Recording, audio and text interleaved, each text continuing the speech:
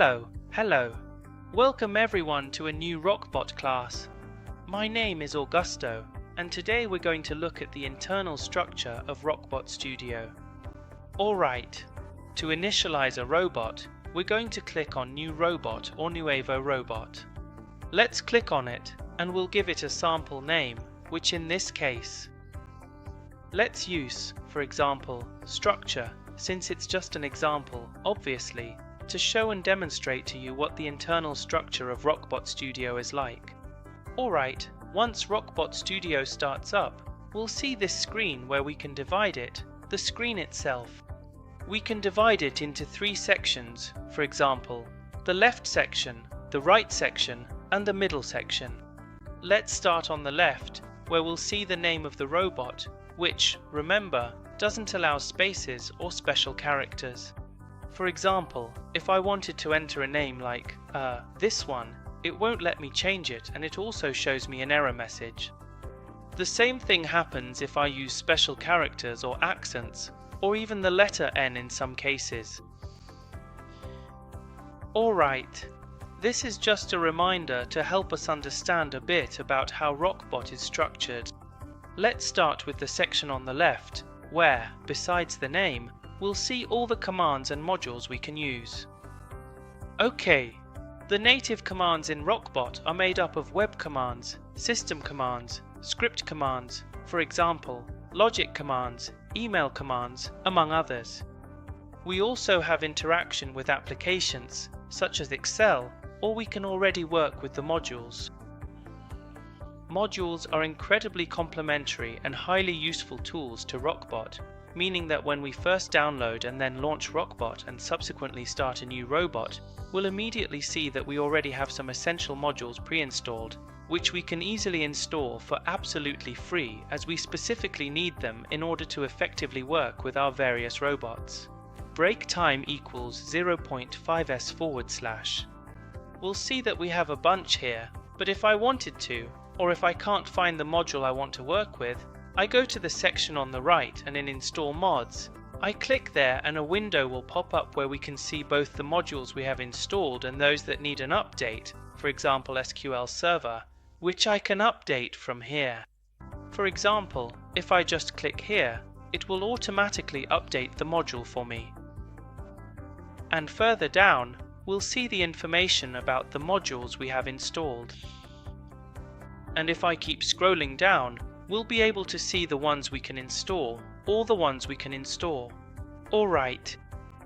But obviously, if I wanted to search for one, for example, something related to Drive that I saw somewhere, we just type Drive and it will automatically show me the modules. If I want to install one, just by clicking on Install, it will install it for me automatically. We just wait a few seconds. All of this will depend on your internet and the speed you have, but you can see that even though I don't have the best internet, it downloads really quickly. Now we've installed it, and we can already use all the commands from that module. Alright, next we continue with the section in the middle where, for example, we can see the Home button, which will take us back to the previous window. The New button, which creates a new robot for us from here. Then the Save button, which saves automatically, and as you can see, the history has changed from 1 to 2. That means we've moved on to a new version of the robot. The Run button is to run the entire robot, and the Stop button is to stop the robot as it is executing. Alright, in the Events section, this is exactly where we will be developing the entire sequence of commands for our robot. Then, in the Variables section, we'll see the area where we can either import or export variables, or create them. For example, I want to create one. Let's give it a name. Remember that the name cannot contain spaces, the same as the robot name, nor special characters. If I want to, for example, call it Information Test, this basically needs to be delimited, each word by an underscore. That is admissible. Admissible, sorry. And then we'll see that the variable is created with the information. Now, as you can see, It says general type here, but if I change it to password type, what will happen is that information won't be visible. And well, if I want to encrypt it, basically that information will be encrypted and another user wouldn't be able to view it anymore. Alright, now there's an input here that we haven't explained yet, although basically it's about, well, they're categories to be able to, in some way, be able to. The information or the variables, in this case, to be able to give them, precisely, as the name suggests, a category or some sort of organization. In other words, they're called information boxes. For example, if I have the variable Excel, right? No, not Excel. Let's use name. Let's assign the variable name and let's assign the variable surname. Right. And then, in the other one, let's put street, another variable, and let's put number. So, if I have all this information, we'll see that it's quite a lot of information.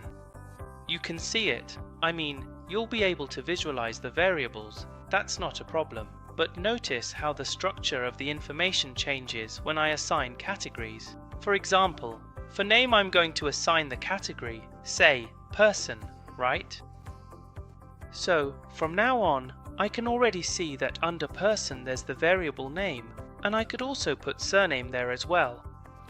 I can do it this way. I click here and it already assigns me that category, or I can drag it, since with drag and drop I can move it over. Now, for street, I'm going to assign it the category address, for example, right? So now, street appears in the address box, and I'll do the same with number. Notice that now the information is the same, but it's structured and stored in a different way that, let's say, looks a bit more organized. Obviously, when there are only a few variables, maybe this isn't necessary, but as we build a bigger and bigger robot and use many variables, you'll see that this is very useful when working with a lot of information. Alright, in the other section of the robot, we're going to see exactly the robot's name, the description if we've added one, its version, where the logs are going to be saved in this case, and where the robot is currently stored, which in this case is in the internal database of the system itself. And then here, there's the section to export the database whenever we want to do it or download it to our computer. Remember that if we have a complete robot, a production robot, we should always export the database. It always has to be through the database, not through JSON, which is the other option. Why? If we export in JSON, let's say this robot has many sub-robots or many child robots, it will only download the robot, the structure of the robot we're currently in. In this case, it would be this robot. But if I had many child robots, by exporting the database, I export the entire structure of the robot, the whole robot, so to speak. So this is the correct way to export a robot. Alright, next we have the history section, which basically, as we keep saving, the history grows and it will give you the versioning of each robot. Then, in Robots in Project, we'll see all the robots that are associated with the database we've set, which in this case is robot.db. And well, this has been today's class on the internal structure of robot, so that we can now get started on building a robot. See you in the next class. Thank you very much.